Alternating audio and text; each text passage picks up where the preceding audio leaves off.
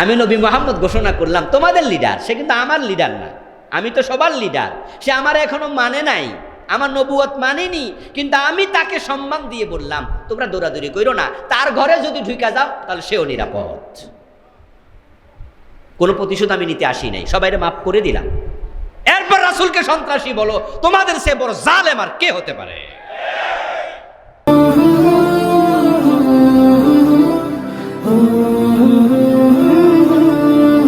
রাসূল সাল্লাল্লাহু আলাইহি ওয়াসাল্লামের মাদানী জীবন নিয়ে আমরা কথা বলছিলাম। সংক্ষিপ্ত কথা গত জুমার শেষ দিকে বলেছি। মদিনাতে আসার পরেই মূলত জিহাদের অনুমতি আল্লাহ তাআলা দিয়ে থাকেন। এর আগেই সাহাবায়ে কেরামের মাঝ থেকে অনেকেই তারা প্রতিরোধের অনুমতি প্রার্থনা করেছেন, আল্লাহ তাআলার পক্ষ থেকে অনুমতি আসেনি। মাক্কি জীবনে সাহাবায়ে কেরাম মাজলুম হয়েছেন, মার খেয়েছেন। আল্লাহ তাআলা শুধু ধৈর্য ধারণ করার আদেশ করেছেন, ধৈর্য ধরো, ধৈর্য ধরো, ধৈর্য ধরতেই থাকো। মদিনায় আসার পরে আল্লাহ তাআলা এবার বললেন যে ঠিক আছে, এবার তোমরা প্রতিরোধও করতে পারো। তাহলে ইসলামে ধৈর্যও আছে, প্রতিরোধও আছে।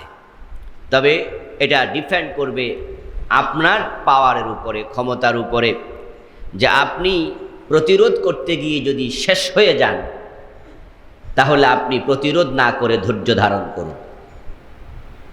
আর যখন মনে করবেন যে না, এবার আমাদের প্রতিরোধ করা উচিত, অন্যায় করা এবং অন্যায় সহ্য করা দুটাই সমান অপরাধ তখন হয় যখন প্রতিরোধের ক্ষমতা থাকার পরেও প্রতিরোধ করা না হয়। এই জন্য ইসলামের দু সাইডে আপনাকে দেখতে হবে। শুধু মাক্কি জীবন দেখবেন, মাদানী জীবন দেখবেন না। আপনি সব জায়গায় শুধু ধৈর্য ধরবেন আর অন্যায়কারী অন্যায় করতে থাকবে, আপনার প্রতিরোধের ক্ষমতা আছে তারপরও চুপ করে থাকবেন, এটাও আল্লাহ তাআলার পক্ষ থেকে নির্দেশনা নয়, রাসূলের শিক্ষা নয়। আমরা মাদানী জীবনের দিকে তাকালে সেটা দেখতে পাই।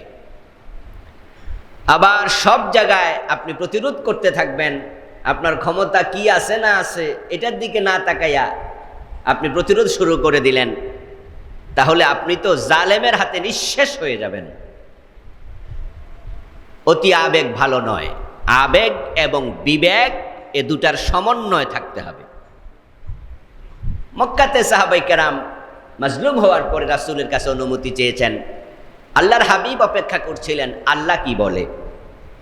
আল্লাহ তাআলা মক্কায় জিহাদ করার কোনো আদেশ অনুমতি প্রদান করেননি, কারণ মক্কাতে যদি জিহাদ শুরু করতেন রাসূল তাহলে ইসলাম সেখানেই শেষ হয়ে যেত। কাফেররা নখে তুলে মহিলারা উকুন যেভাবে মারে তারা মুসলমানদেরকে এইভাবেই শেষ করে দিত। মদিনায় যাওয়ার পরে আলহামদুলিল্লাহ এখন মদিনার পরিবেশটা অনুকূল। রাসূলুল্লাহ সাল্লাল্লাহু আলাইহি ওয়াসাল্লাম আত্মরক্ষার জায়গা পেলেন। মদিনা হিজরতের পরে মদিনার টোটাল এলাকাটা তিনি নিজের অনুকূলে আনলেন। আউস এবং খাজরাজ গোত্রের লোকেরা রাসূল সাল্লাল্লাহু আলাইহি ওয়াসাল্লামের নেতৃত্ব মেনে নিল। ইতোপূর্বে মদিনার অনেক মানুষ ঈমান এনে ফেলেছিলেন রাসূলের উপরে মক্কাতে রাসূল থাকতেই।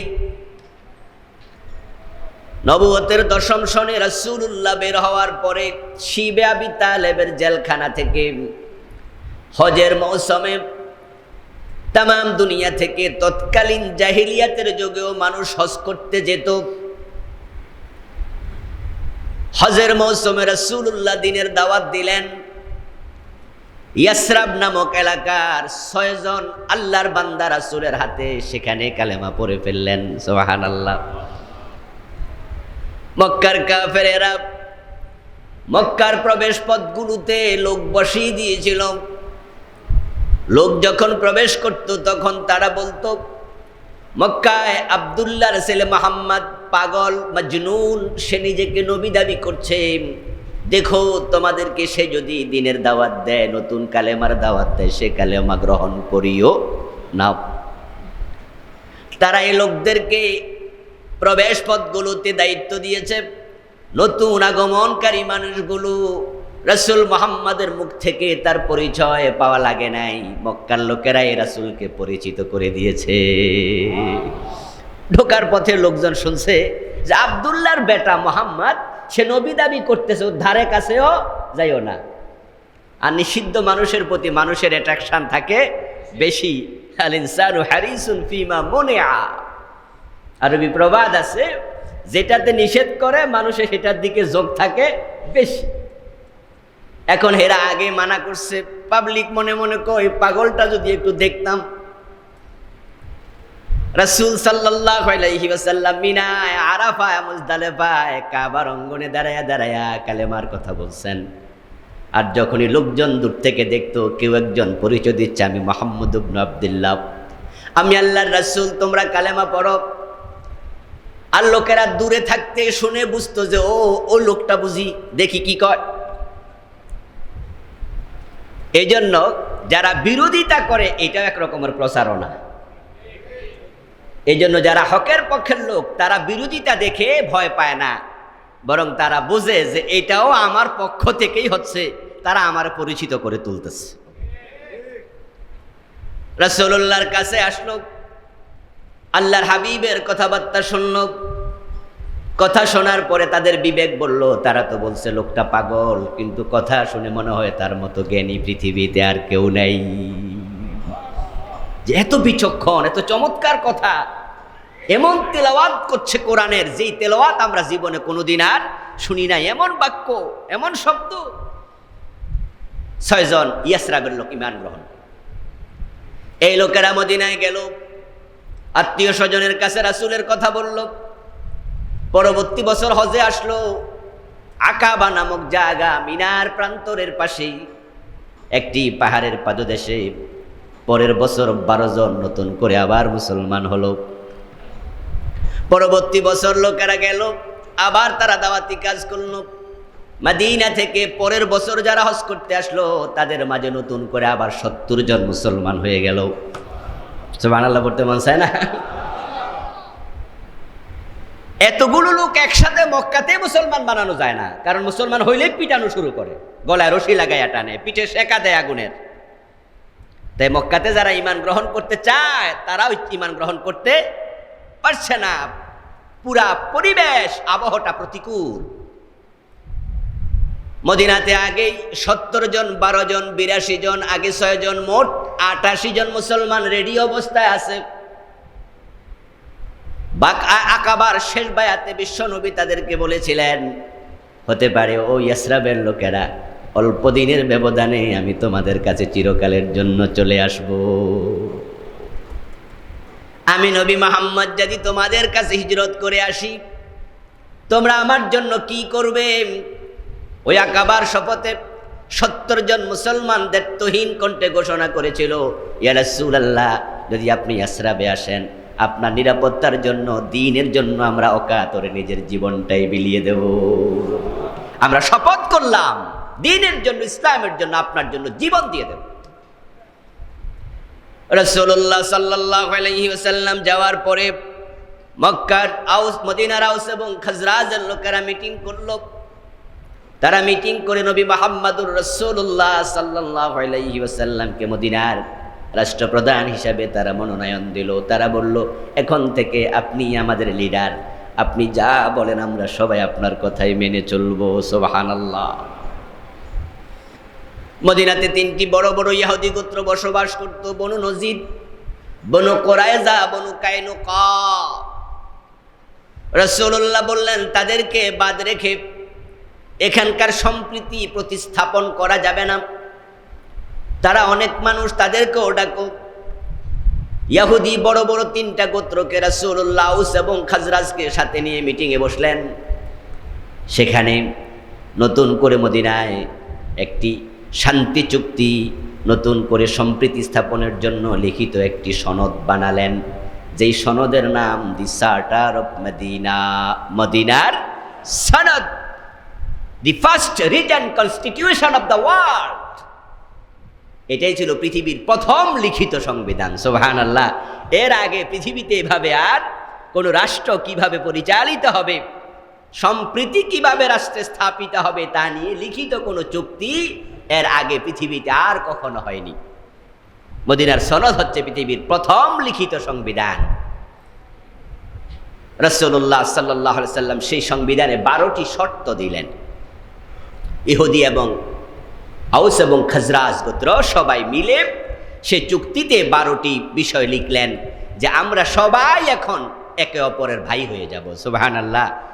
আমরা মদিনায় যারা বসবাস করছি, মুসলমান, ইহুদি, আমরা সবাই আমরা এক জাতির মতো হয়ে গেলাম। তোমাদের বিপদে আমরা এগিয়ে যাব, আমাদের বিপদে তোমরা এগিয়ে আসবে। তোমরা আমাদের বিরুদ্ধে যুদ্ধ করবা না, আমরা তোমাদের বিরুদ্ধে যুদ্ধ করব না।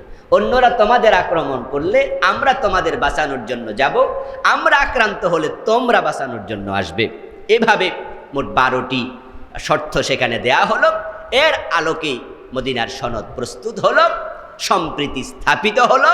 নবী মুহাম্মদুর রাসূলুল্লাহ হয়ে গেলেন মদিনার একচ্ছত্র লিডার, তিনি হয়ে গেলেন সেখানকার প্রেসিডেন্ট।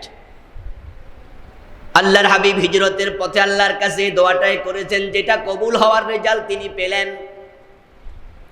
যখন তিনি হিজরত করছিলেন, হিজরতের পথে আল্লাহ তাআলা বললেন, নবী আপনি আমার কাছে দোয়া করুন, আমার কোরআনের নাজিল করা আয়াত আপনি আমার কাছে সে আয়াত পড়ে দোয়া করুন। হে আল্লাহ, তুমি আমাকে যেখান থেকে বের করছো, আখরিজনি মুখরাজা সিদকিন ওয়া আনজিলনি মুনজালা সিদকিন, এভাবে আমার কাছে দোয়া করো। আর আয়াতের শেষ অংশের দোয়া, ওয়াজআললি মিন লাদুনকা সুলতানান নাসিরা। সুবহানাল্লাহ। হে আল্লাহ, আমাকে ভালো জায়গায় নামাও, নিয়া উত্তম একটি জায়গায় নামাও, যেখান থেকে বের করে নিচ্ছ কল্যাণের সাথে বের করে নাও। আর তোমার কাছে আমার প্রার্থনা, আমাকে রাষ্ট্র শক্তি দিয়ে সাহায্য করো। ওয়াজআললি মিন লাদুনকা সুলতানা, তোমার পক্ষ থেকে ক্ষমতা দাও। ক্ষমতার মালিক কে? হ্যাঁ, আল্লাহই মালিক। আল্লাহ রাব্বি বলে, ওয়াজআললি মিন লাদুনকা সুলতানান নাসিরা, ও আমার রব, আপনি আমাকে রাষ্ট্র ক্ষমতা দিয়ে সহযোগিতা করুন। আমি মক্কা থেকে হিজরত করে মদিনায় যাই, মক্কা আমার ক্ষমতা ছিল না, তাই কোরআনের বিধান আমি কায়েম করতে পারি নাই। দিনের দাওয়াত দিয়েছি, মানুষ মজলুম হয়েছে, সাহায্য করতে পারি নাই। ও আল্লাহ, মদিনায় যাওয়ার পরে যদি ঠিক তাই হয়, তাহলে হিজরত করে লাভটা কি? তাই আপনি আমাকে ক্ষমতা দেন। এমন একজন ব্যক্তি দোয়া করতেছেন রাষ্ট্র ক্ষমতার জন্য, যে লোকটা থাকার জন্য ঘর নাই, খাওয়ার জন্য খাবার নাই, পরিধান করার জন্য কাপড় নাই। উনি লুকায় রয়েছে 3 দিন গুহার ভিতরে, কোন রকমে জান বাঁচাও। উনি কয় কিনা আমার রাষ্ট্র ক্ষমতা দেব। এই জন্য হতাশ হওয়া যাবে না। আল্লাহ হতাশ হতে মানা করছেন। কাদ আফলাহাল মুমিনুন, আল্লাহর ঘোষণা, যারা মুমিন তারা ব্যর্থ নয়, তারা বিজয়ী হবে। সুবহানাল্লাহ। ওয়ালা তাহিনু ওয়ালা তাহজানু আনতুমুল আ'লাউনা ইন কুনতুম মুমিনিন। আল্লাহ বলে, মুমিন হতাশ হইও না, দুশ্চিন্তাগ্রস্ত হইও না, তোমরাই বিজয়ী হবে, একটা শর্ত, যদি প্রকৃত মুমিন হতে পারো। ওয়াকানা হাক্কান আলাইনা নাসরুল মুমিনিন, মুমিনদেরকে সাহায্য করা আমি আল্লাহর নিজের দায়িত্ব। সুবহানাল্লাহ। বিশ্বনবী দোয়া করলেন, আল্লাহ ক্ষমতা দাও। আচ্ছা, এবার বলুন তো, নবীর ক্ষমতা দরকার, কারণ নবীর চেয়েও যিনি ক্ষমতাওয়ালা প্রেসিডেন্ট তার সম্মান বেশি, ঠিক না? নবীর চেয়েও প্রেসিডেন্টদের ক্ষমতা বেশি, সম্মানও বেশি, ঠিক না? বুঝে শুনে উত্তর দিন, কিন্তু সব উত্তর আমি দেবো কেন? সম্মান কি নবীর বেশি না প্রেসিডেন্টের বেশি? আল্লাহু আকবার। নবীর সম্মান কোথায়, আর প্রেসিডেন্ট কি? প্রেসিডেন্ট শাহাবুদ্দিন এখনো বেঁচে আছেন, বেঁচে আছে না? এখনো বেঁচে আছে, কিন্তু কোথায় বেঁচে আছে কেউ জানে না। এই যে আমরা এতগুলা মানুষ বসে আছি, তার খোঁজ নেওয়ার জন্য কেউ যায়? কোথায় ইয়াজউদ্দিন পয়রা আছে আমরা জানিও না। এরকম বাংলাদেশের কত প্রেসিডেন্ট কত জায়গায় পয়রা আছে, রাস্তায় খাড়ায় খাড়ায় বিড়ি টানে, ওই নিউ ইয়র্কের রাস্তায় ফখরুদ্দিন, সাথে কেউ নাই, মঈনুদ্দিনের কুত্তা কামড়াইছে। দেখার লোক নাই। প্রেসিডেন্ট আজকে আছে কালকে নাই, ক্ষমতা এখন আছে তখন নাই। দেখেন না ডোনাল্ড ট্রাম্প এখন জিব্বা কামড়ায়। কিন্তু নবীর সম্মান, সুবহানাল্লাহি ওয়া বিহামদি, ক্ষমতা, দুনিয়ার প্রেসিডেন্টের ক্ষমতা কতটুকু আমরা দেখেছি।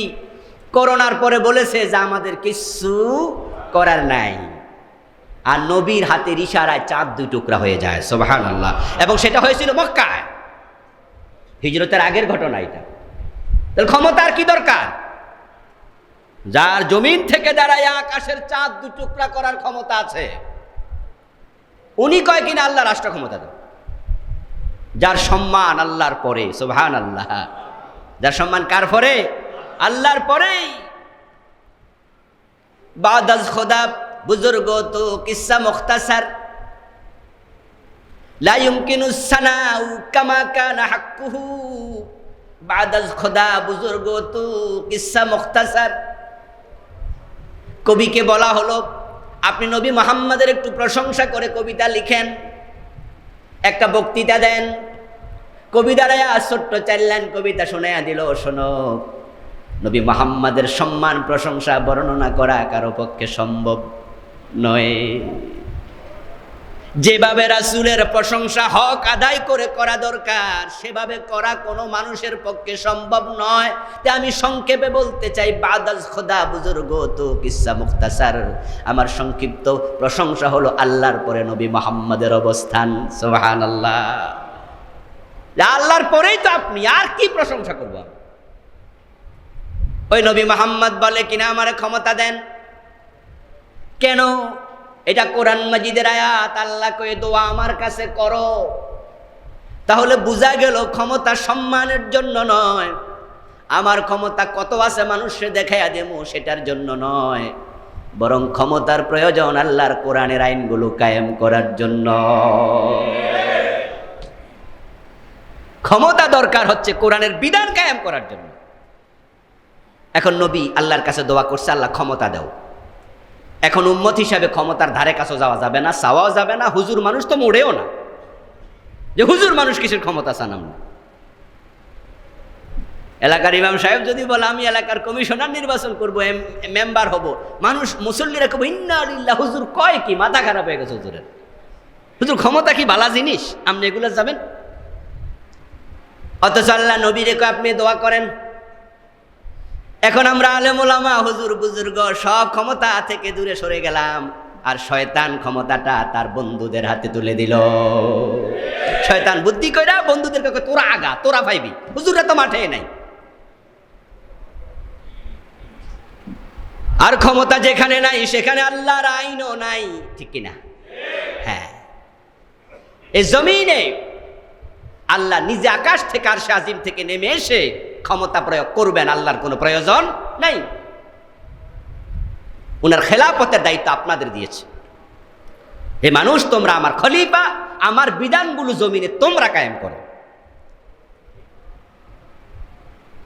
আমার ভাইয়েরা, বিশ্ব নবীর দোয়া কবুল হয়ে গেল, মদিনার প্রেসিডেন্ট হয়ে গেলেন।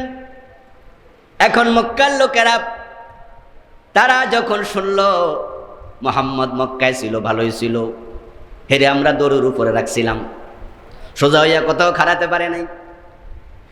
মিটিং করত, ঘরে ঘরে মিটিং করলে আমরা সেখানে যে পেছ লাগাই দিতাম, ওয়ালা তাসমাউ লিহাযাল কুরআন ওয়ালগাউ ফীহি লাআল্লাকুম তাগলিবুন। আমরা দারুণ্য দোয়াতে মিটিং করে সিদ্ধান্ত নিয়েছি, কোরআন যদি কেউ শুনতে যায় 144 জারি করে দাও। এই যে আজকে 144 জারি করে দেয়, মাহফিল করতে দেয় না। পত্রিকায় প্রায় দেখবেন যে মাহফিল বন্ধ। আমার গত পরশু দিনেরটাও বন্ধ করছে, গতকালকেরটাও করছে। মাহফিল বন্ধ করতে দিচ্ছে না, কারণ করোনা। সমস্যা কি? কই করোনা। সিনেমা হল আপাতত খোলা থাক। গার্মেন্টস ফ্যাক্টরিতে লোক আছে না নাই? সাভারে একটা গার্মেন্টস ফ্যাক্টরি আছে, 14,000 15,000 একটা গার্মেন্টসের কর্মচারী। নারায়ণগঞ্জে আছে না? 10-15,000 এক ফ্যাক্টরি চাকরি করতেছে। বাসের মাঝে, লোকাল বাসে তাকাইলে দেখবেন সিটে শুধু মানুষ আছে, খাড়াই একজনও নাই, ঠিক না? এখানে একজনের কান্দে 3 জন খাড়াইছে, করোনার সমস্যা নাই। সিনেমা হল খুলে দিছে, অসুবিধা নাই, মাহফিলে সমস্যা। এই যে বন্ধু সুতানাতা কোরআনের মাহফিল বন্ধ করার প্রবণতা, এটা নতুন কিছু নয়, এটা আবু জেহেলরাই করেছে। এখন তাদের প্রেতাত্মারা এখনো আছে কিনা? এটা দারুন নদওয়ার সিদ্ধান্ত। লা তাসমাউ লিহাযাল কুরআনা, দারুন নদওয়ার সিদ্ধান্ত হলো তোমরা কোরআন শুনতে যেও না। এরপরে কাফেররা বলে আচ্ছা আমরা শুনতে না গেলাম, কিন্তু বেলাল তো যাইব, খাব্বাব তো যাইব, আবু বকর তো যাইব, ওমর তো যাইব রাদিয়াল্লাহু তাআলা আনহুম। এখন ওরা গেলে ওরা তো শুনবে, ওয়ালগাউ ফিহি 140 দিয়ে দাও, ঝামেলা লাগাই দাও। মক্কায় ছিল মোহাম্মদ ভালো ছিল, ঝামেলা লাগাই দিতাম। এখন তো মদিনায় গেছে, জায়গা তো নিরাপদ। মোহাম্মদের কথার মাঝে জাদুর আসর আছে, তার কথা যেই শোনে সেই তার বশ হয়ে যায়। ইন্না মিনাল বায়ানি লা সিহরা, রাসূলুল্লাহ বলছেন কারো কারো কথার মাঝে জাদুর প্রভাবের মতো প্রভাব আছে। এখন তো সেখানে মুসলমান দলে দলে হয়ে যাবে, তখন কি হবে? তারা তো সে মদিনা থেকে মক্কা আক্রমণ করবে, আমাদের প্রতিশোধ নেবে। এখন কি করা যায়? দারুন নাদওয়ার মিটিংয়ে সিদ্ধান্ত হলো মুহাম্মদকে মদিনায়ও শান্তিতে থাকতে দেয়া যাবে না, তাই অস্ত্র সংগ্রহ করো। এই আবু সুফিয়ান কই? লাব্বাইক, আমি আসি। যাও তুমি যাও, সিরিয়া যাও, যাইয়া এতগুলা ঢাল, এতগুলো তলোয়ার, এতগুলো বর্ষা, এতগুলো তীর, সাথে কত লোক নিতে হবে নেও, সব রেডি করো, মোহাম্মদকে আমরা আক্রমণ করবো মদিনায় গিয়ে। ইসলামের যে ছোট্ট গাছ, চারা গাছ, মাত্র তার ছোট্ট ছোট্ট কয়টা পাতা মেলে ধরেছে, ওটাকে আমরা মূল শুদ্ধ প্রায়া দিতে যাই। নাউযুবিল্লাহ। অস্ত্র সংগ্রহ করার জন্য আবু সুফিয়ান অনেক লোক সাথে নিয়ে চলে গেল সিরিয়ায়। রাসূলুল্লাহ খবর পেলেন মুসলমানদেরকে আক্রমণ করার জন্য অস্ত্র সংগ্রহ করতে গেছে। আল্লাহর হাবিব সাহাবায়ে কেরামকে নিয়ে মিটিং করলেন, সিদ্ধান্ত নিলেন ওই অস্ত্রগুলা নিয়ে তাকে মক্কায় ফিরে যেতে দেয়া হবে না, বরং আমাদের বাড়ির পাশ দিয়া, মদিনার পাশ দিয়া যখন অস্ত্রগুলো নিয়ে মক্কার দিকে যাবে, আমরা আবু সুফিয়ান থেকে অস্ত্রগুলো কেড়ে রেখে দেই, তাহলে যুদ্ধের সম্ভাবনা আর নেই। যুদ্ধ করতে অস্ত্র দরকার আছে না? হ্যাঁ, এগুলো আমরা কেড়ে রেখে দিই। আল্লাহর হাবিবের সিদ্ধান্ত নিলেন, কয়েকজন সাহাবাকে পাঠালেন। আবু সুফিয়ান আবার মুনাফিকরা শুনেছে, খবর দিয়ে দিছে, দূত পাঠাইছে আবু সুফিয়ানের কাছে, এখান দিয়ে শোনা।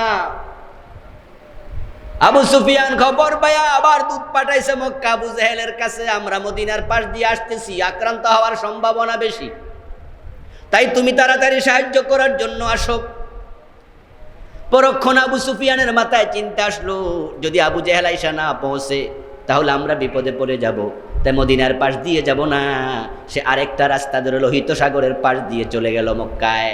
আবু জেহেল খবর পেয়ে 1000 সৈন্য প্রস্তুত করলো, চল আমরা আক্রমণ করব মদিনা, দেরি করা যাবে না, হাতে তলোয়ার যেটা সেটা নিয়ে চল, আবু সুফিয়ানের বাহিনীকে হেফাজত করতে হবে। 1000 সৈন্য প্রস্তুত করে তারা রওনা দিল।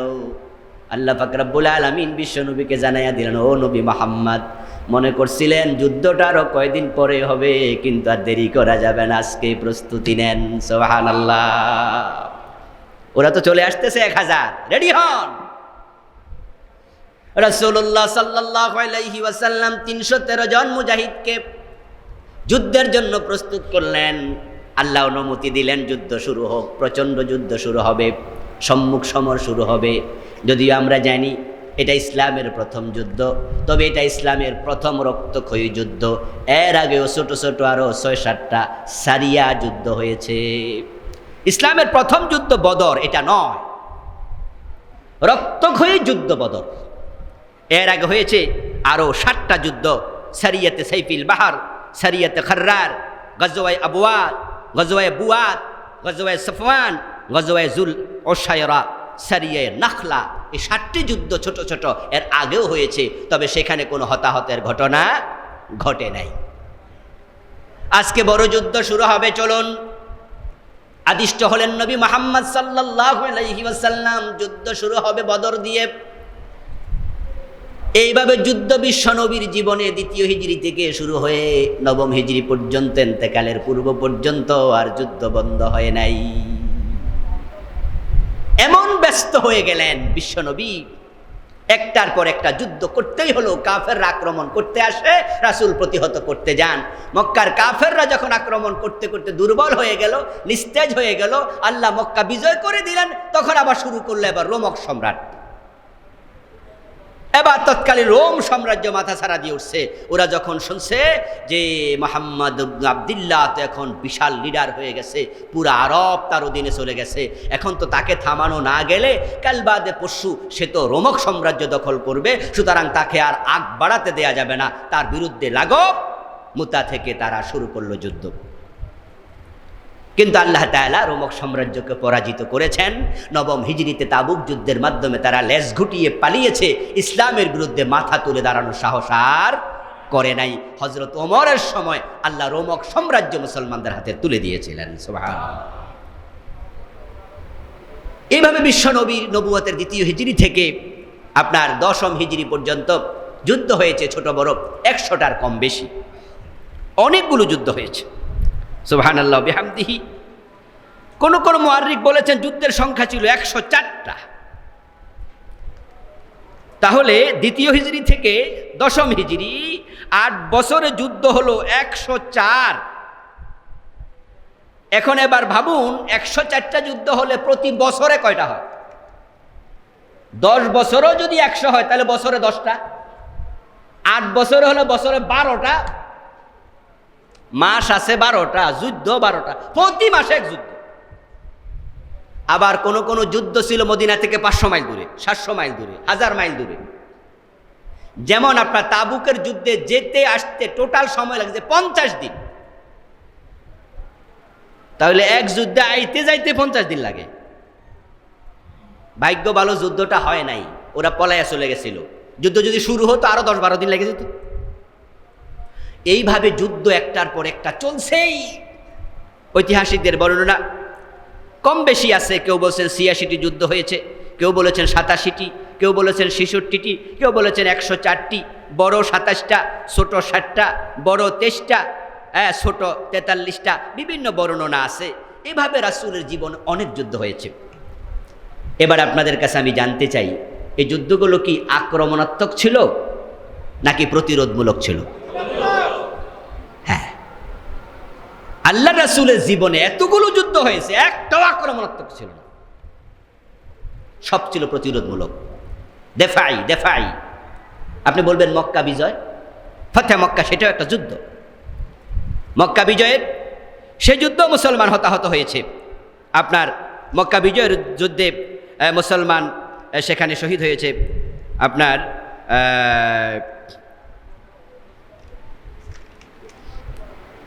মক্কা বিজয়ের যুদ্ধে ফাতহ মক্কা 2 জন মুসলমান শহীদ হয়েছে, কাফের মারা গেছে 12 জন। তাহলে এটা হতাহত হয়েছে। আচ্ছা, তো মক্কা বিজয় তো রাসূল আক্রমণ করছে, এটা দেফাই কেমনে হলো, প্রতিরোধমূলক কেমনে হলো? আমরা বলবো না, এটাও আক্রমণাত্মক নয়। কারণ মক্কা থেকে কাফেররা 2 দিন পরে পরে, 6 দিন পরে পরে, 1 মাস পরে পরে মুহাম্মদের উদ্দেশ্যে বাহিনী পাঠায়, মদিনার উদ্দেশ্যে বাহিনী পাঠায়। আপনি বলুন তো, যারা এইভাবে শত্রুতা করছে, সুযোগ পাইলে ওদেরকে কুপকাত করা দরকার আছে কিনা? রাসূল যখন মক্কাটাকে নিজের অধীনে নিয়ে আসলেন, মক্কাটা বিজয় হয়ে গেল, তখন কি মক্কা থেকে রাসূলের বিরুদ্ধে আর কোনো অভিযান পরিচালিত হয়েছে? এতে বোঝা যায় এটাও দেফাই ছিল।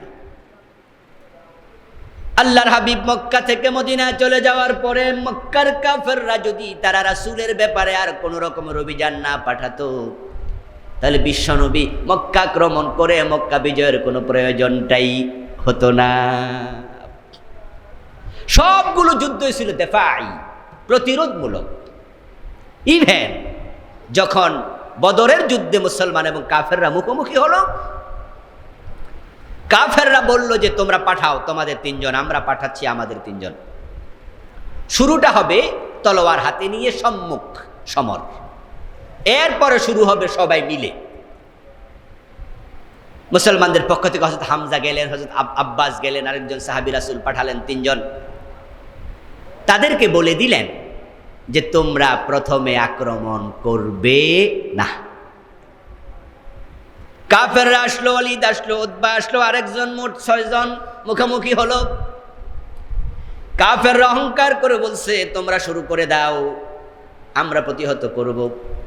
সাহাবায়ে কেরাম উত্তর দিলেন, রাসূলের নির্দেশনা আছে মুসলমান কখনো আক্রমণকারী হয় না। আমরা তো মাত্র 70 মাইল এসেছি, 100 কিলোমিটারের কিছু বেশি। বদরে আমিও গিয়েছিলাম 170 কিলোমিটার। আমি আমার গাড়ির ড্রাইভারকে বলছিলাম, তিনি বললাম যে 0 করে দাও কিলোমিটার। সেখানে পৌঁছে দেখি 170 কিলোমিটার্স।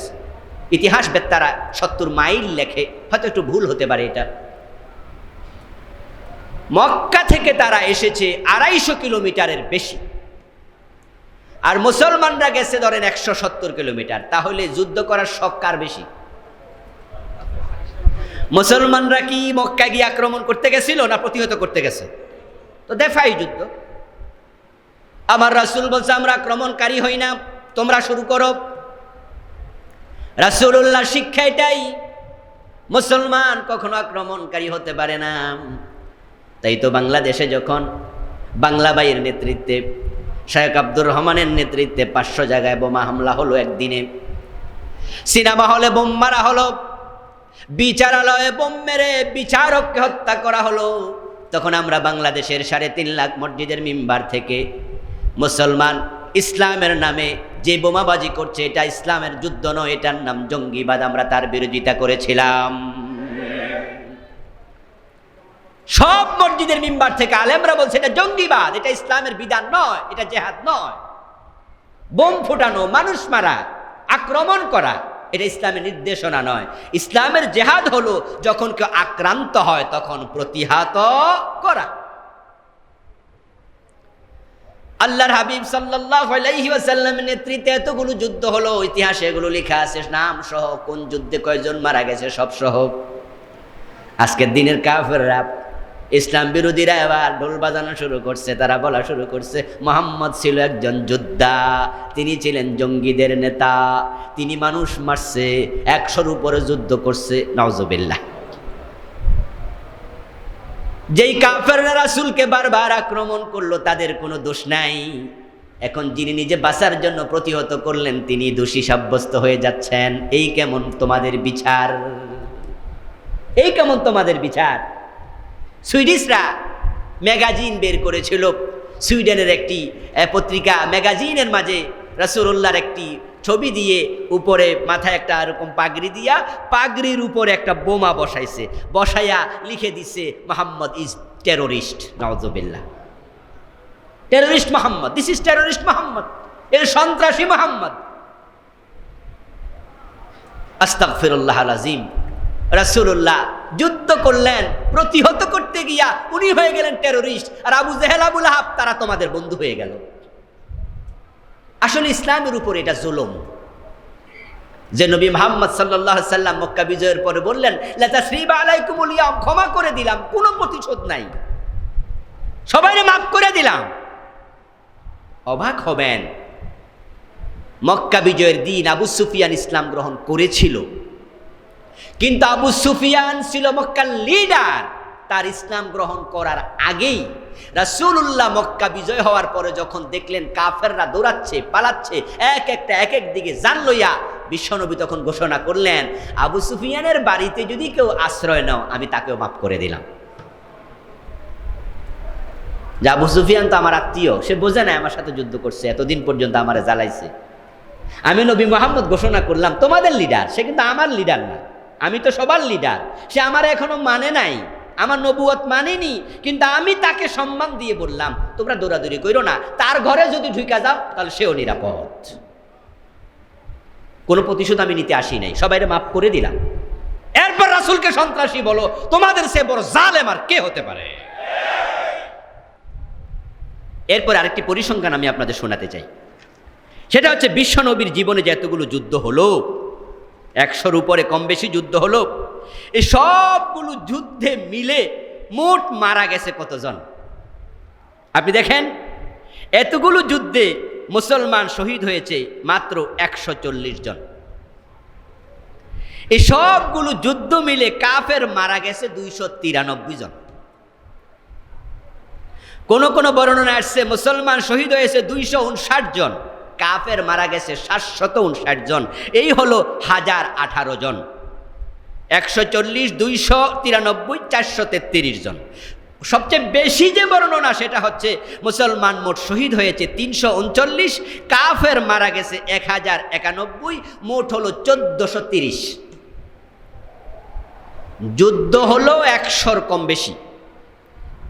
মোট বেশি সংখ্যক যদি মারা যায়, দুই পক্ষ মিলে মারা গেছে মাত্র 1430, এর মানে 1500 জন নয়।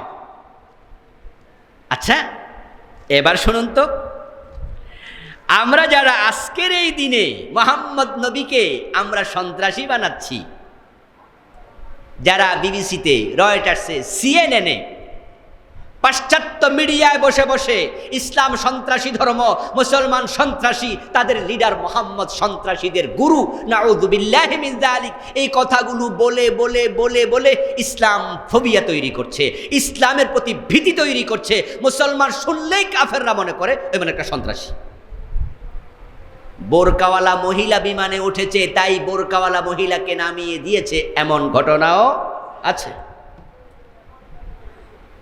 বিমান উঠছে না, যাত্রীরা হইচই করছে, ব্যাপার কি? বিমান ফ্লাই করছে না, অতক্ষণ সময় চলে যাচ্ছে। জানানো হলো ককপিট থেকে,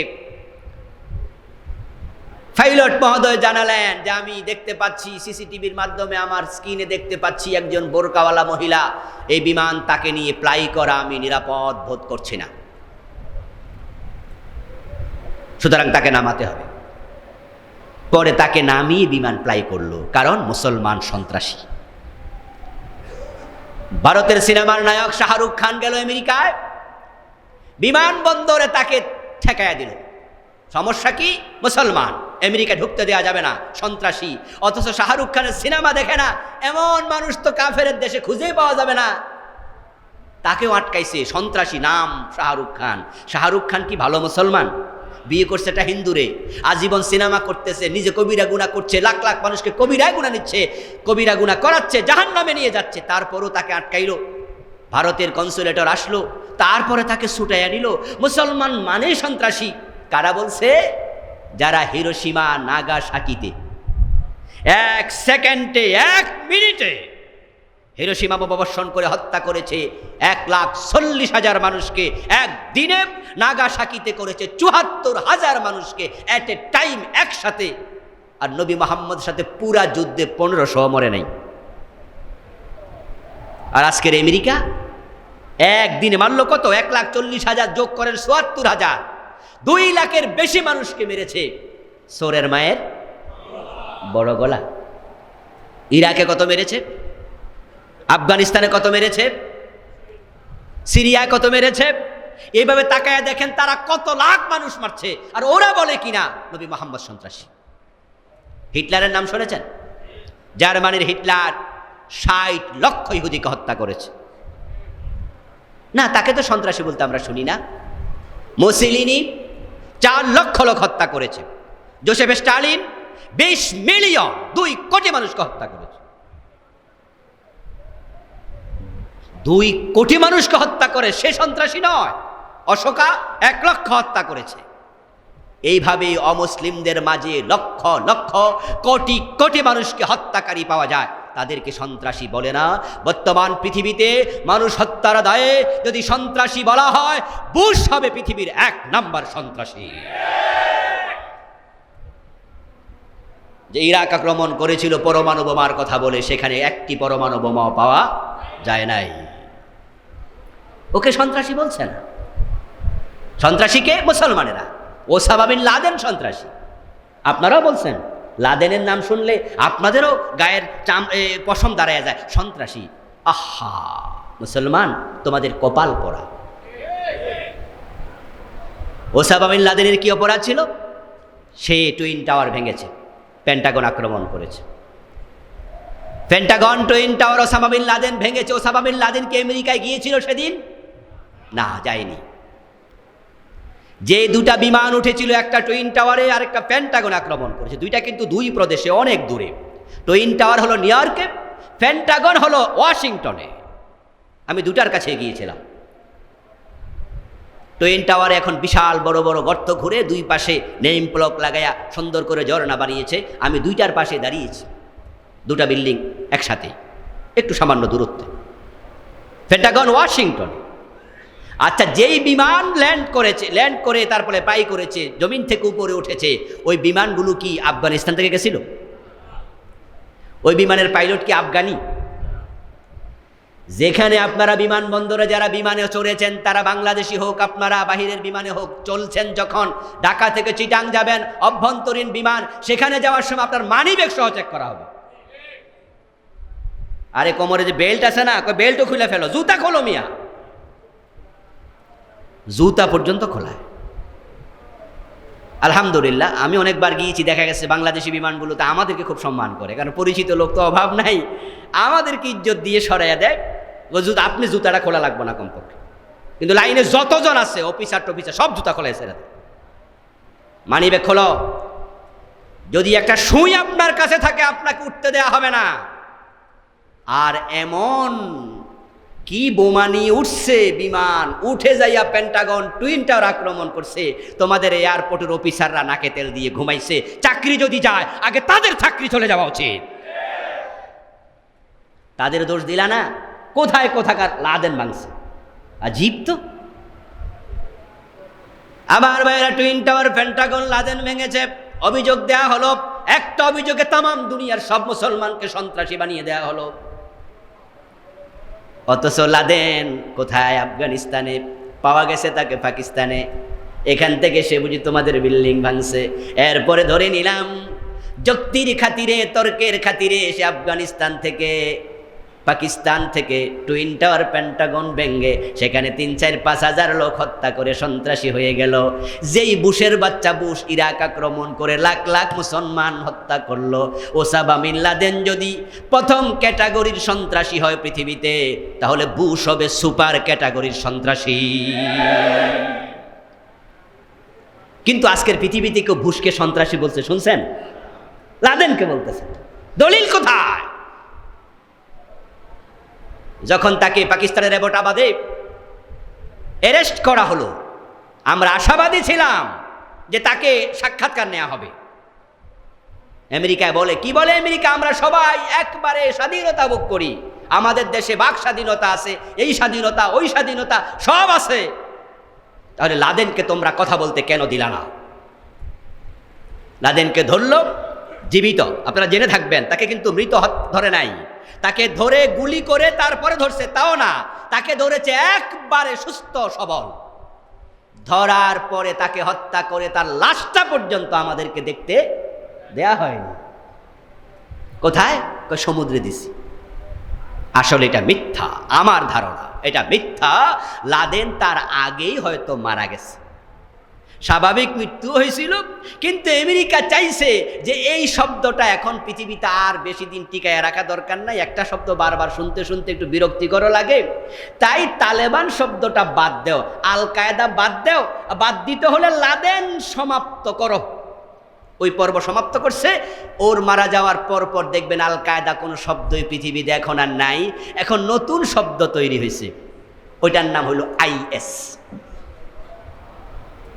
ওসামা বিন লাদেনের মৃত্যুর কয়েকদিন পর থেকে আইএস আসলো, আর আল কায়দা নাই, তালেবানও নাই। তালেবান আফগানিস্তানে এখনো কিছু কাজ চালাচ্ছে, কিন্তু আল কায়দা আর নাই। এখন আইএসের প্রতিটা পতাকা নিয়ে নিয়ে হাজার হাজার মানুষ এখানে ওখানে দেখা যায়।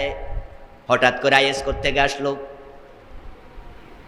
আইএস ইসলামী জঙ্গি, এখন নতুন নাম আসলো ইসলামী জঙ্গি। যদি আইএস হয়, কাফেরদেরকে আইএস মারে, তাহলে আমি প্রশ্ন রাখতে চাই, পৃথিবীতে মুসলমানদের সবচেয়ে বড় দুশ্মন রাষ্ট্রের নাম হলো ইসরায়েল।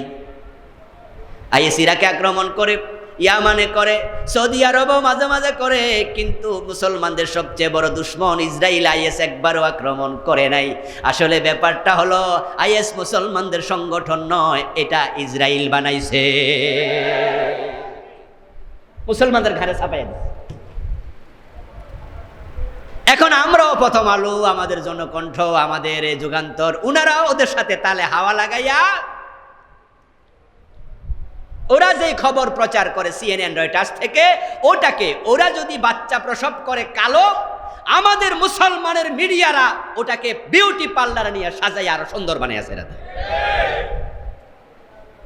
ওরা মুসলমানদেরকে, লাদেনকে একবার সন্ত্রাসী কইলে আমাদের মিডিয়া 13 বার কর, কপাল করা মুসলমান। রাসূলুল্লাহ সাল্লাল্লাহু আলাইহি ওয়াসাল্লাম আসলেন বদর প্রান্তরে 313 জন নিয়ে। হাজির হওয়ার পরে কিছুক্ষণ পরে যুদ্ধ শুরু হবে। ডানে বামে তাকায়া দেখেন সঙ্গীদের হাতে কারো কারো তলোয়ারটাও নাই, কিছু নাই। রাসূল কইছে চলে আইছে। কারো শুধুমাত্র নাভি থেকে হাঁটু পর্যন্ত ফুরান কাপড় দিয়া কোনো রকম বেড়াইয়া রাখছে, ধরে রাখছে, ইজ্জত বাঁচাইছে। উপরে কোনো কাপড়ও নাই, পেট পিঠের সাথে লেগে গেছে, 3 দিন খায় নাই। এ মিয়া তোমার পেট এমন কেন? হুজুর খাই নাই তো, খাবারও নাই, গরিব মানুষ। যুদ্ধে আসছে বেলাল, খাব্বাব, যারা জীবনে কোনোদিন তলোয়ারও হাতে নেয় নাই। মানুষের ঘরে ছিল দাস, যুদ্ধের মাঠে যাবে কেন? ছাগল চড়াইছে, বাড়িতে কাজ করছে। আজকে সে যুদ্ধ করতে আসছে, রাসূল বলেছে। আল্লাহর নির্দেশ, বিশ্বনবী হাজির হলেন। বদরের মাঠে হাজির হয়ে সাহাবায়ে কেরামকে গোল করে দাঁড় করালেন। সম্মুখ সমর হবে, বহু রচনা করো। বহু রচনা করার পরে বিশ্বনবী প্রতিপক্ষের দিকে তাকায় দেখলেন সাদা সাদা তলোয়ার সূর্যের আলোতে চিকচিক করে জ্বলছে। বড় বড় তলোয়ার, বিশাল বড় বড় ঘোড়া, ওট। যুদ্ধে আসছে আজকে দুদর্শ সৈন্যরা, যারা মক্কায় কথায় কথায় মারামারি করত, প্রশিক্ষিত সেনাবাহিনী। এবার বলুন তো, এই যুদ্ধে যদি এখন লিপ্ত হয়, পরাজিত হওয়ার সম্ভাবনা আছে কিনা? স্বাভাবিক, দক্ষতা নাই। এই জন্য এক অসম যুদ্ধ। আল্লাহর হাবিব সাল্লাল্লাহু আলাইহি ওয়াসাল্লাম এবার সাহাবায়ে কেরামকে বললেন, আমার সাহাবারা আসো, আমরা একটু আল্লাহর কাছে সাহায্য চাই। আবু জেহেলের যত ক্ষমতা আছে, আল্লাহর ক্ষমতা তার চেয়ে কম না বেশি? আল্লাহ বলছে যুদ্ধে যাও, আমরা এসে গেছি। সুতরাং এখন দায়িত্ব কার? আল্লাহ। এবার আল্লাহর কাছে একটু দোয়া করি। রাসূলুল্লাহ সাল্লাল্লাহু আলাইহি ওয়াসাল্লাম দোয়া করতে শুরু করলেন। সেই যুদ্ধে তিনি হাত তুলে দোয়া করেছিলেন। এই যে হাত তুলে দোয়া করা মাঝে মাঝে জায়েজ আছে, এটা একটা দলিল। আল্লাহর হাবিব হাত তুললেন। রাসূলুল্লাহ সাল্লাল্লাহু আলাইহি ওয়াসাল্লাম বলতে থাকলেন, শুধু কাবিল আনশুদুকাল্লাহ, ও আল্লাহ তোমার শপথ করছি আমরা, আল্লাহ আমরা হাজির হয়ে গেছি যুদ্ধের মাঠে। আমাদের যার যা ছিল তা নিয়ে হাজির হয়েছি। আল্লাহুম্মা ইনতাহালিক হাযিহিল আসাবা লান তুবাদা আবাদা। হে আল্লাহ, এই ছোট্ট সৈন্যের দল যদি আজকে ধ্বংস হয়ে যায়, তাহলে তোমার ইবাদত করার মতো লোক জমিনে আর নেই। আল্লাহুম্মা আনজিজ ওয়াদাকা ইন্না ওয়াদাকাল হক ইন্নাকা কুলতা ফিল কুরআন ওয়া কানা হাক্কান আলাইনা নাসরুল মুমিনিন। হে আল্লাহ, কোরআনে তুমি বলছো মুমিনদেরকে সাহায্য করা তোমার দায়িত্ব। আনজিজ ওয়াদাকা, তোমার ওয়াদা আজকে পূর্ণ করো। হে আল্লাহ, তোমার শপথ করে তোমার কাছে চাচ্ছি, আমরা এসে গেছি, পলাইতে আসি নাই। সাহায্য যদি না করো আমরা ধ্বংস হয়ে যাব, আজকে শহীদ হয়ে যাব সবাই। কিন্তু তোমার জমিনে তোমার ইবাদত করার আর কেউ নাই। যে কয়জন সবে চলে আসছি আমরা। আল্লাহর হাবিব দোয়া করতে করতে হাত তুলে ফেললেন উপরের দিকে। বগলের শুভ্রতা প্রকাশ পেল। গায়ের মাঝে চাদর ছিল, চাদরের একটা অংশ মাটিতে পড়ে গেল। আবু বকর সিদ্দিক রাদিয়াল্লাহু তাআলা সামনে এগিয়ে গেলেন। বিশ্বনবীর ঘাড়ের মাঝে চাদরের পাশটা তুলে দিয়ে বলেন, ইয়া রাসূলুল্লাহ, হাত নামান, আমার বিশ্বাস দোয়া কবুল হয়ে গেছে। তাফসীরে পাওয়া যায় ওই যুদ্ধে শয়তান এসেছিল একবারে মানুষের সুরত ধরে। বনু বকর গোত্রের সর্দারের নাম ছিল সুরাকা বিন মালিক। আবু জেহেল তাকে দাওয়াত দেয়নি। ওই সুরাকা বিন মালিক ছিল খুব দুর্ধর্ষ যোদ্ধা। সেদিন শয়তান সুরাকা বিন মালিকের অবয়ব ধারণ করে যুদ্ধের মাঠে এসে হারিস বিন হিশাম নামক একজন আপনার কুরাইশ যুবকের হাতে হাত রেখে আবু জেহেলকে বলতেছে, আমি কিন্তু আজকে আপনাদের সাথে আছি। আল্লাহ তাআলা বলছেন সূরা আনফালে, ইযযায়্যানা লাহুমুশ শায়তানু আমালাহুম, শয়তান তাদের কর্ম তাদের কাছে সুশোভিত করে তুলে ধরল। ওয়াকালা, এবং বলল, লা গালিবা লাকুমুল ইয়াউম মিনান নাস, আজকে কেউ আপনাদেরকে পরাজিত করতে পারবে না। ও আবু জেহেল লিডার, ইন্নী জারুল লাকুম, আমিও আপনাদের সাথে আজকে আছি। সে সুরাকা বিন মালিকের সুরত ধরে আসছে। জিন মানুষের সুরত ধরতে পারে। জিন আল জিন্নাহ আল জিন্নু জিসমুন নারিয়্যুন ইয়াতাশাক্কালু বিআশকালিন মুখতালাফা ইউআন্নাসু ওয়া ইউযাক্কারু ওয়া ইয়াকুলু ওয়া ইয়াশরাবু। জিন হলো আগুনের তৈরি একটা দেহের নাম। আল্লাহ তাদেরকে বিভিন্ন সূরত ধারণ করার শক্তি দিয়েছেন। তারা পুরুষও হয়, নারীও হয়। তারা শূকর, কুকুর, সাপ, বিচ্ছু সবার সূরত ধারণ করতে পারে। তারা খাবার গ্রহণ করে, তারা পানীয় গ্রহণ করে। এই জন্য বিশ্বনবী বলছেন, তোমাদের ঘরে যদি সাপ দেখো প্রথমেই মারবে না। রাসূলুল্লাহ সাল্লাল্লাহু আলাইহি সাল্লাম বলছেন, সাপটাকে ইশারা দাও, ইঙ্গিত দাও, সরায়া দাও, ধমকি দাও, হুমকি দাও। 2 বার দেবে, 3য় বার দেবে, 4র্থবারে মারবে। কারণ হতেও পারে সাপটা জিন, সে সাপের সুরত ধরে তোমার ঘরে থাকে, তাই তাকে প্রথমে হত্যা করো না। ঘরের সাপের ব্যাপারে, বাহিরের সাপের ব্যাপারে হুকুম নয়। বাহিরের সাপ হলো উকতুলুল মুজি ক্বাবলাল আযা, সে তোমাকে ধ্বংস করার আগেই মেরে ফেলো। ঘরের সাপ হলে তাকে মেরো না, প্রয়োজনে তাকে ধরে সরাইয়া দাও, ইশারা দাও, ধমক দাও, যেন আর না আসে। 3য়বারের পরে হত্যা করো। তাহলে বোঝা গেল জিন বিভিন্ন সুরত ধরতে পারে, সে কুকুরের সুরত ধরতে পারে, ফেরেশতাও পারে। এই জন্য রাসূলের কাছে যখন ফেরেশতা আসতো জিবরিল, তখন তিনি প্রায় হযরত দাহিয়াতুল কারবির সুরত ধরে আসতেন। সুরাকা বিন মালিকের সুরত ধরে এসে জিন শয়তান বলতেছেন, নিজারুল লাকুম, আমি তোমাদের সাথে আছি। আবু জাহেল তো খুশি, আজকে ঠেকায় কে? আমাদের সাথে সুরাকাও এসেছে। রাসূলের দোয়া শেষ, হাত নামালেন, আল্লাহ পাক রব্বুল আলামিন ওহী নাজিল করলেন। সুবহানাল্লাহ। ইস্তাস্তাগিসুনা রাব্বাকুম ফাস্তাজাবা লাকুম ইন আন্নী মুমিদ্দুকুম বিআলফিম মিনাল মালাইকাতি মুরদিফিন। ও মুসলমানেরা, তোমরা আমার কাছে সাহায্য চেয়েছো, আমি আল্লাহ তোমাদের দরখাস্ত কবুল করলাম, 1000 ফেরেশতা পাঠিয়ে দিলাম। সাহাবায়ে কেরাম তো খুশি, 1000 ফেরেশতা এসে গেছে। কিছুক্ষণ পর আল্লাহ তাআলা বলেন, 1000 না, বিসালাসাতি আলাফিম মিনাল মালাইকাতি মুনজালিন, আমি 3000 ফেরেশতা পাঠালাম। সাহাবাগণ আরো খুশি।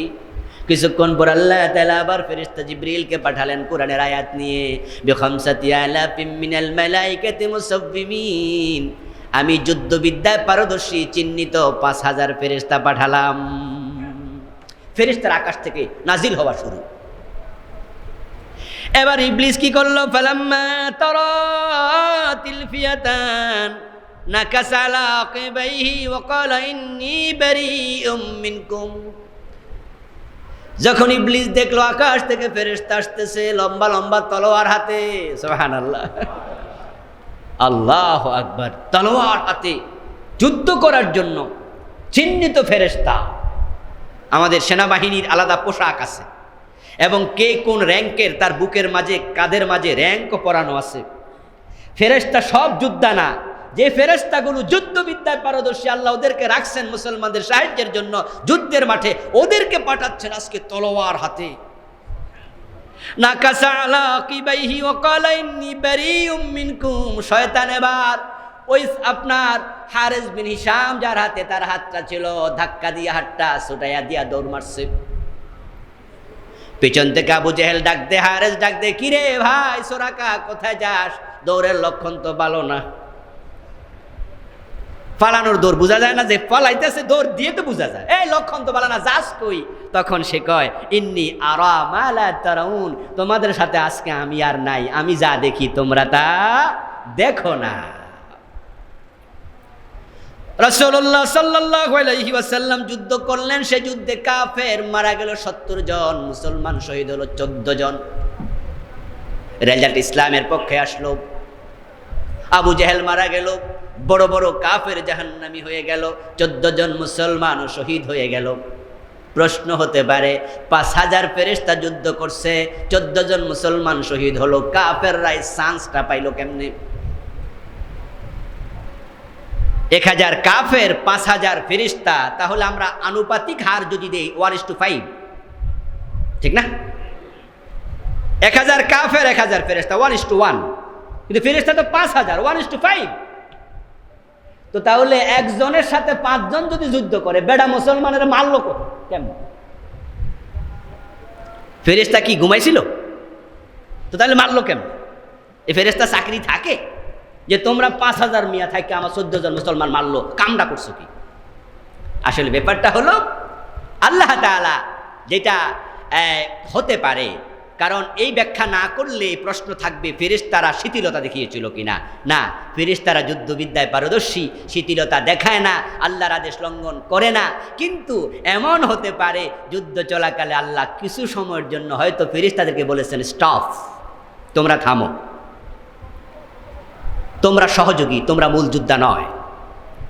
তাই মূল যোদ্ধা মুসলমান, তারা যুদ্ধের মাঠে এসেছে, তাদেরকে করতে দাও, তারা করুক। তাদের রক্ত জমিনে লাগবে, শহীদের রক্ত যেখানে পড়ে না সেখানে দিন কায়েম হয় না। শহীদের রক্ত হচ্ছে পেট্রোলের মতো, ডিজেলের মতো, অকটেনের মতো, গাড়ি চলতে এটা লাগবে, সিএনজি লাগবে। যেই জমিনে শহীদের রক্ত পড়বে না, জমি উর্বর হবে না। তোমরা থেমে যাও, ওরা যুদ্ধ কিছুক্ষণ করুক।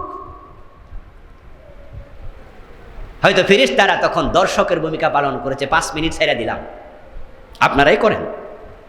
আর তখন ওই পাকে 14 জন শহীদ হয়ে গেছে। কিন্তু চূড়ান্ত ফলাফল আল্লাহ মুসলমানদের হাতে তুলে দিয়েছেন। ওই 14 জন শহীদ হলো, বদর থেকে ইসলামের বিজয় যাত্রা শুরু হয়ে গেল। শহীদ না হলে দিনের বিজয় হয় না, ইসলামের ইতিহাসটাই এমন।